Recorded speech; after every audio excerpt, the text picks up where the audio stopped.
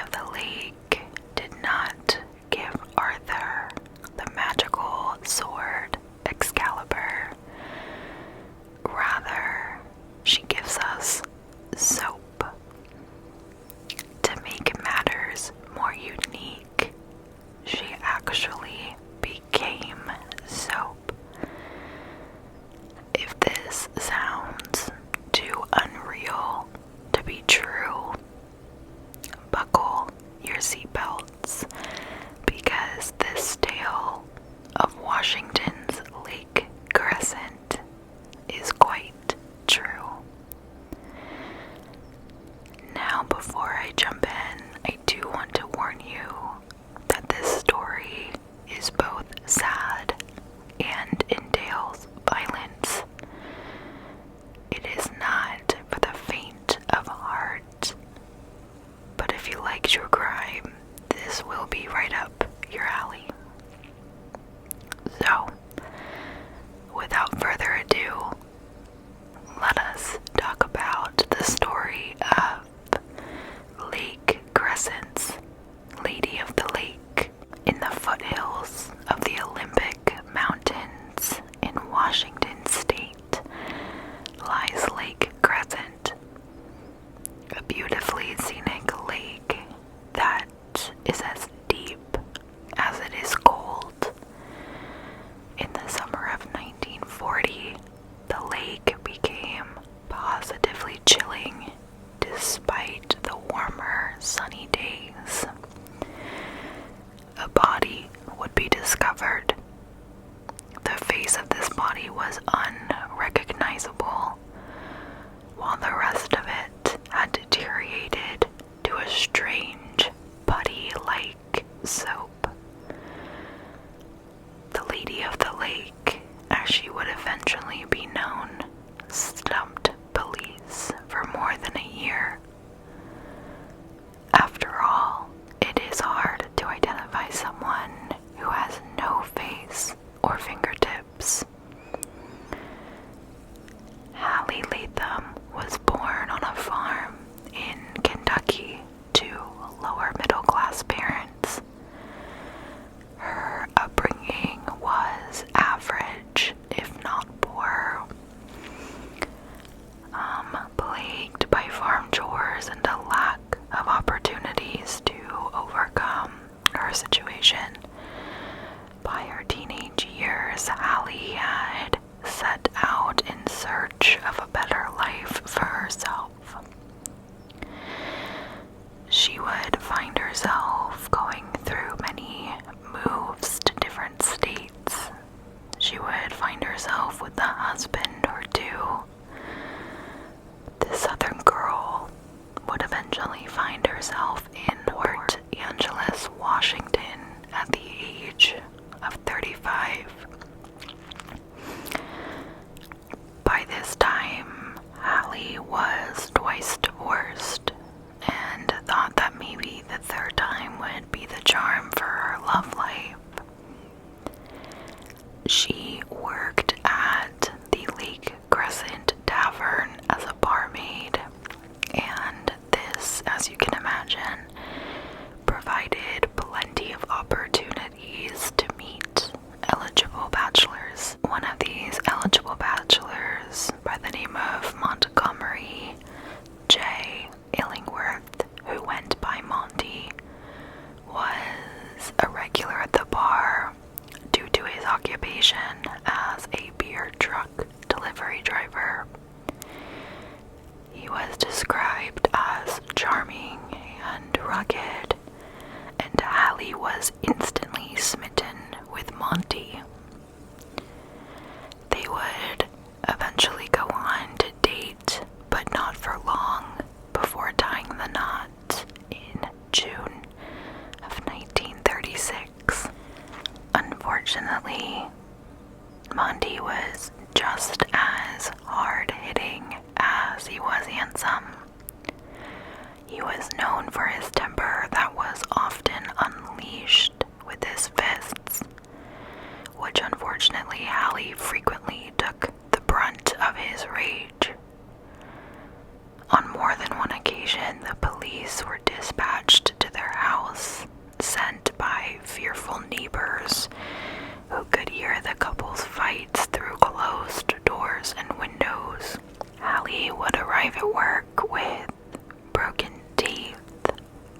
bruises, black eyes, scratches, and even marks around her neck.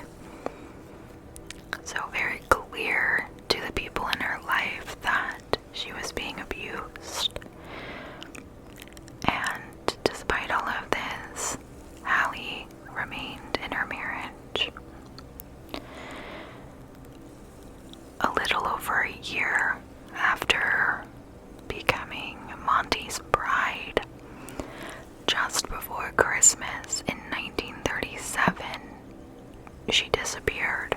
When Hallie didn't show up for work, concerned people in the community filed a missing persons report with the authorities. Now, as makes sense, the first and most obvious suspect in this case was Monty, her volatile, very abusive husband. When police went to interview him, he had claimed that Hallie had run off with another man. Although that this was a suspicious claim, there was no body to prove otherwise and no evidence to convict him. Without a corpse, the police's hands were tied, as were the courts. Monty was granted a divorce not long after, and he quickly fled down with a woman that he had been having an affair with prior to Hallie's disappearance, quietly settling down in California. 18 miles away from Port Angeles, which is where Hallie's former home was, sits spectacular Lake Crescent. This is inside of Olympic National Park. The warmer temperatures often draw people to the lake for, a relaxing day of cool water. The depth of the lake is thought to be 624 feet, but no one can really be sure, having not been reached. Many people also went to this lake for fishing. The waters of this lake were cooler than usual, so people wouldn't necessarily go swimming in this water, but they would go there to escape the warm summer days.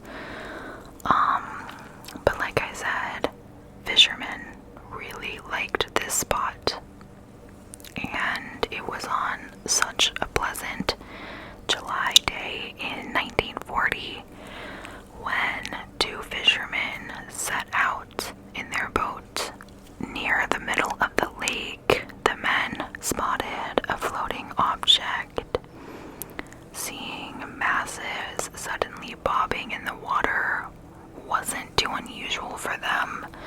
The lake was known to give up logs and stumps, entombed in its depths every once in a while, so they weren't immediately thinking the worst. However, as they got closer, they noticed that the shape didn't have the profile of a log or a smooth, straight piece of timber, and so they moved in further for a closer look, intrigued. When they got up to this mysterious object, they noticed that this bundle was wrapped in a blanket, floating to the top of the surface of the water. And upon opening the bundle, they would discover a woman's body. The arms and legs had been hogtied at the wrists and ankles with ropes. The body had been wrapped in these heavy blankets, but either by design or the current of the depths, the face was exposed. It was clear that the woman had been strangled, but her face was unrecognizable, yet she had not decomposed. Rather, her skin had turned into a soap-like substance in a process known as saponification, and it was described that her skin could be scooped away like putty. This was a bone-chilling discovery for authorities, and it is said that the temperatures of the lake had almost perfectly preserved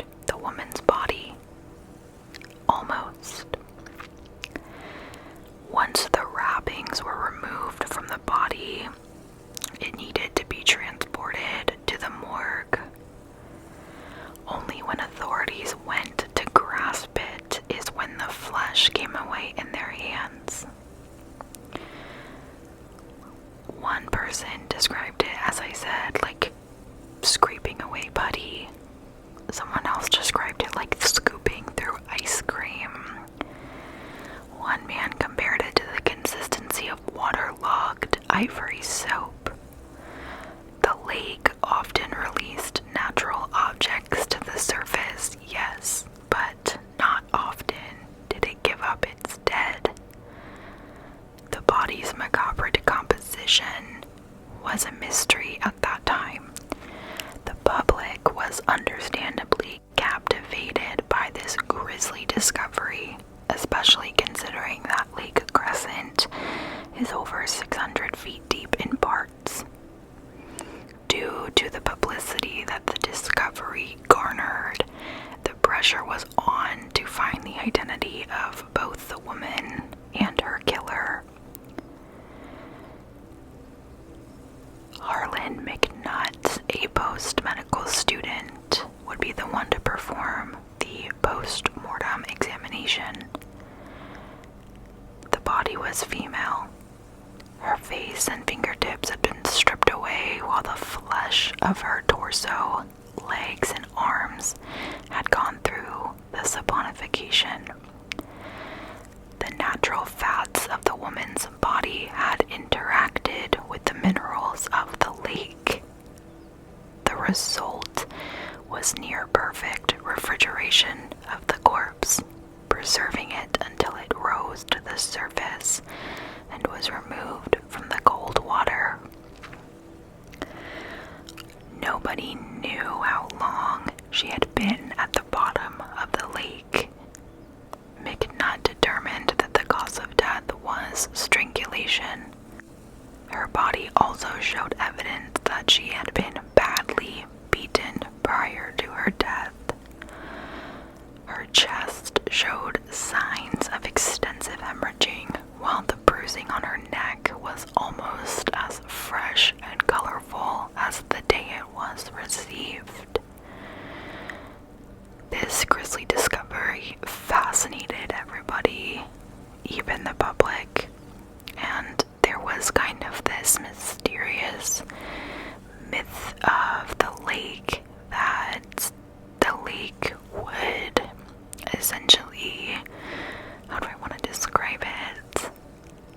That the lake was home to the dead in a way that there were other bodies existing in this lake. And so local community members had a long-held, fearful respect of Lake Crescent. And this would don the name the Lady of the Lake, and it showed up in headlines across the United States. Again, there was a lot of pressure to solve this case because of public interest. Despite her face being absent, her teeth actually remained, which we know in the true crime world. This is very beneficial in identifying bodies. An upper dental plate proved to be distinctive enough to identify her after a dentist who was living in South Dakota recognized the plate as one that he had crafted for a Miss Hallie Latham. Though it had been 3 years since her disappearance, police immediately once again set their sights on her abusive husband, Monty. In October of 1941, they rounded him up in Long Beach, California, where he was charged with her murder and whisked back to Port Angeles, Washington. His February 24th trial captivated the public with its sensational headlines, oftentimes beating out World War II for a spot in the headlines, which I thought that was a very impressive and significant detail, given, if we think back to the 1940s, I was not alive then, but I know that the world then is not what it is now. Internet wasn't a thing, social media wasn't a thing, the way that media was broadcasted was very minimal, and so the fact that this headline often beat out World War II updates is crazy to me. The courtroom on that day was just jam-packed. Numerous people arrived early for each day